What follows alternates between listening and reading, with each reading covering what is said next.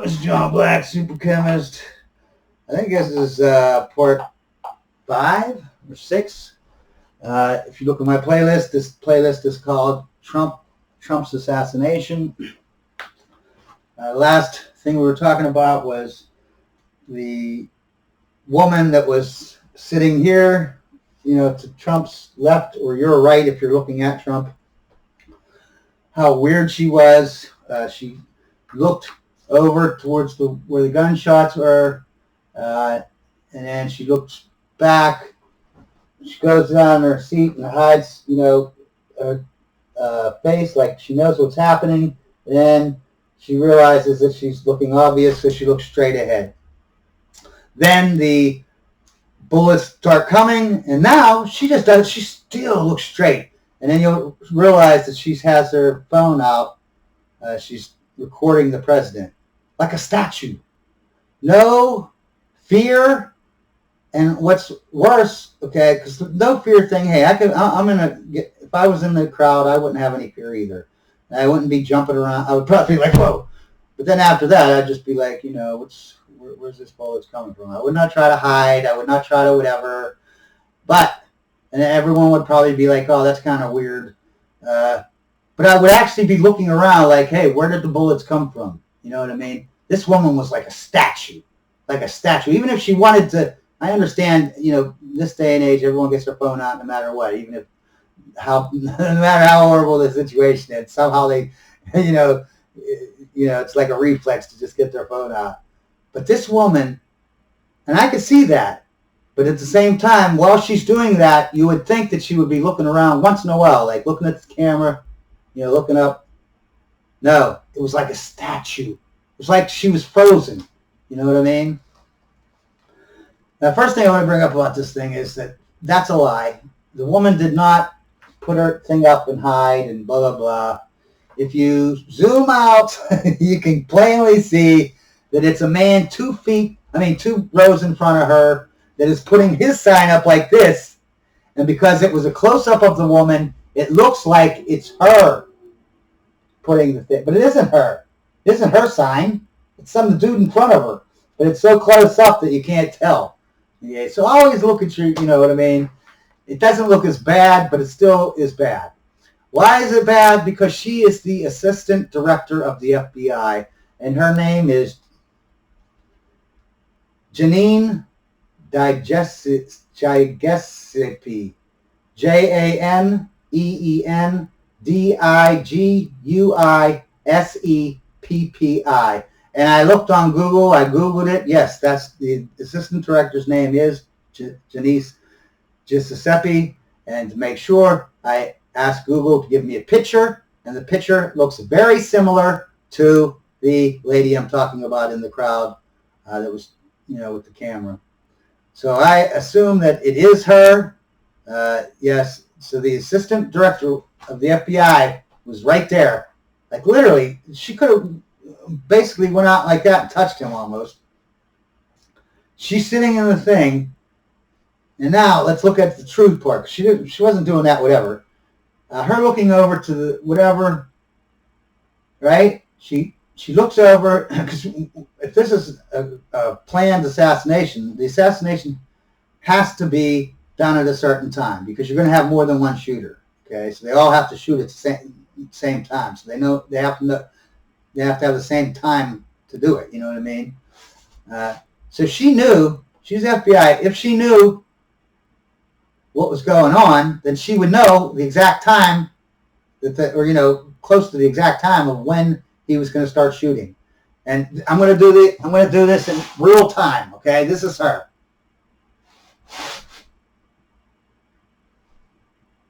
Boom, boom, boom. Boom, boom, boom. That was her. So did she look over and crouch down and get in her seat because she knew that the bullets were coming? Maybe. We don't know for sure, but I think so. But what makes it, her looking in that, so what? She looked at that direction. I'm sure she looked at that. She looked at 100 other directions too. Big whoop right before the, shooting. The thing that is crazy is that after she moves back and she's like a statue. She is like a statue. She has a job. You can tell she has a job. Her job is to she's only doing one thing. She got her camera out, her phone, is to get a picture of him dead so that they can put it on the news and put it on YouTube and whatever. Dashing, all the MAGA people and all the Trump people are going to be like just destroyed when they see, so that they can know, hey, we can kill him and we can kill you. You better get in line, bitch. That's what that picture was going to say if Trump would have been killed. That picture, that video that FBI agent, the Janelle assistant director, she would have put that on YouTube and said, and basically it would be a message to the American people. You don't fuck with us. You fuck with us and we'll kill you. We killed the president and you ain't as powerful as this billionaire president, motherfucker. So get in line. Okay, that's what the picture, that's what that video, that woman, yeah, I don't understand. Like, this woman, doesn't she have children? Doesn't she have sisters and brothers, a mother? Doesn't she care that she's going to destroy this country and make it into a communist dictatorship, a deep state run, country? Why doesn't she care about her own children? Her own, like her sisters, brothers, daughters and sons, nieces and nephews. Why doesn't she care? Like, money is so much to her that she would destroy everyone that she loves.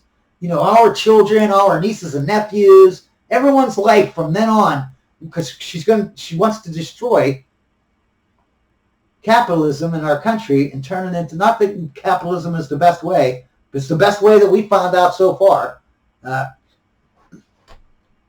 She wants to make it into deep state. Like she's literally a traitor to the United States. She's a literal traitor, okay?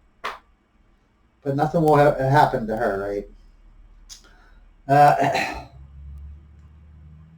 Secret Service for the now, so we know that this was planned by the Secret Service, the FBI, whatever, deep state, okay?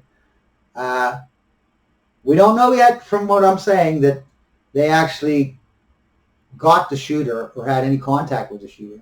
So far, with all the information that I've given you, it just seems like that they are making big openings for anyone who wants to shoot the president to come in and do it. You know what I mean? Like, no proof says that they went and actually talked to this shooter and convinced him to do it. But there's all this proof that they literally leave an opening in every rally that he has, or at least this one, right? So that anyone that wants to shoot him, hopefully that'll change, because they failed at this attempt. They're going to have to close those holes up in the future, hopefully. But now we have more information we have to talk about, okay? Because so far, the only thing that's crooked is that the deep state left these openings that any child would know how to close those loops up. They left them open for any shooter to come in. Now let's hear some evidence of why we think that maybe the shooter actually knew the Secret Service. They knew the deep state. They were convinced to do this, okay? BlackRock, everyone knows that BlackRock is, owned by the WEF, and WEF is who controls the CIA and the FBI and the DOJ, you know what I mean? And that, so July 12th,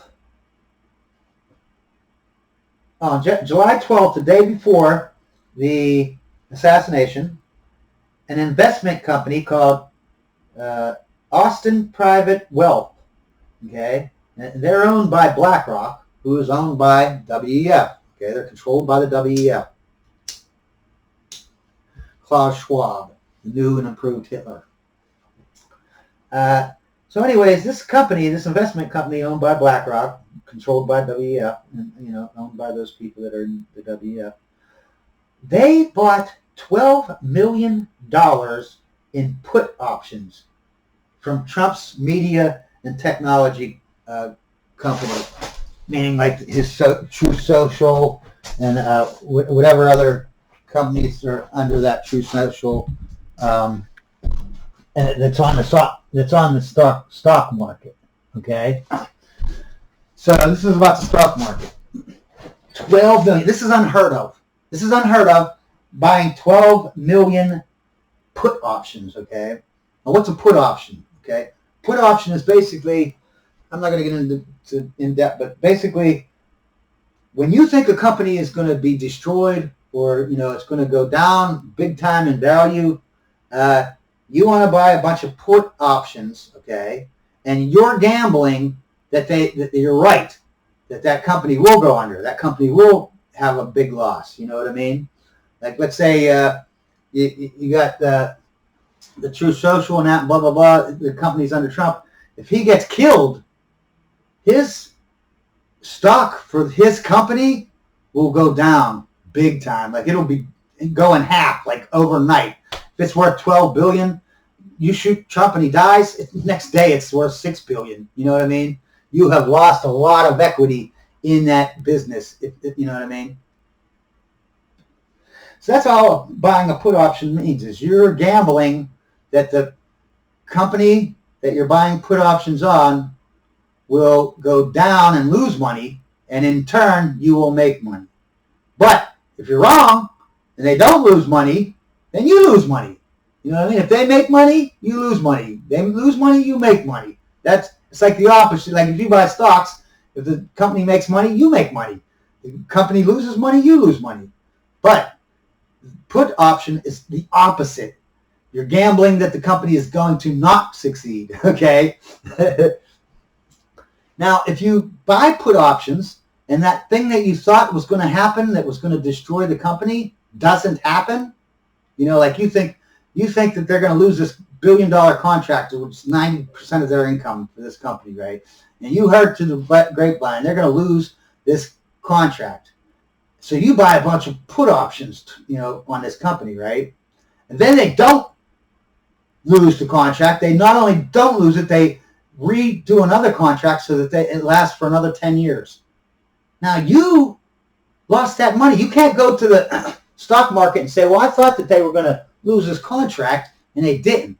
So I don't want those put shares anymore. Let's pretend I didn't buy those put shares, okay? Let's just pretend. Let's just pretend. That doesn't happen, okay? You know and I know, if you bought put shares, you gambled, the thing is going to not do good, and it does good. You ain't getting your money back. Just like if you buy regular stocks and you expect the company to go up. If it don't go up and it goes down, you lose money. You don't get your money back. You can't say, I don't want those stocks. Give me back all my money. It doesn't work that way. But in this case, it does. Because this investment company bought 12 million put options on Trump's businesses. Okay? What? So that means you only buy put options if you think that the company is going to have a catastrophic event that destroys half of their equity, or takes away half of their income or something like that. So they put in a thing on the 12th, $12 million put options. Okay, so they obviously thought something bad was going to happen to make because this is an unheard of amount of put options. No one buys $12 million in put options. Okay, just for no reason. That's insane. No one does that. All right. So they obviously thought something was going to happen. Then, now this happens July 12th. July 13th, I think Trump gets assassinated. Okay? And hours, not days, not the next day, an hour, 2 hours later, this company, Austin Private Wealth, now owned by BlackRock, controlled by WEF, called the stock market people and said, no, that was a clerical error.